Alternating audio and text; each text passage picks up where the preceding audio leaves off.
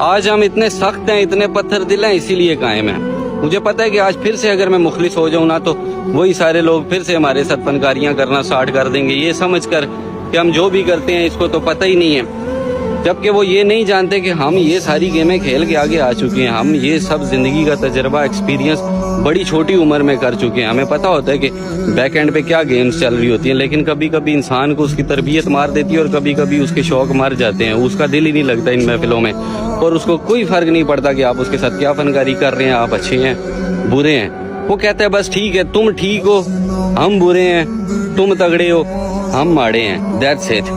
तो खान we need to understand कि ये दुनिया मुखलिसों की है ही नहीं। अगर तुमने अपनी ज़ात का सोचना है तो फिर बंदे छोड़ने पड़ेंगे खान, फिर अपने दिल को थोड़ा सख्त करना पड़ेगा, एहसासात को दबाना पड़ेगा। एहसासात के गुलाम होकर अपनी ज़िंदगी को नहीं बदल सकते खान।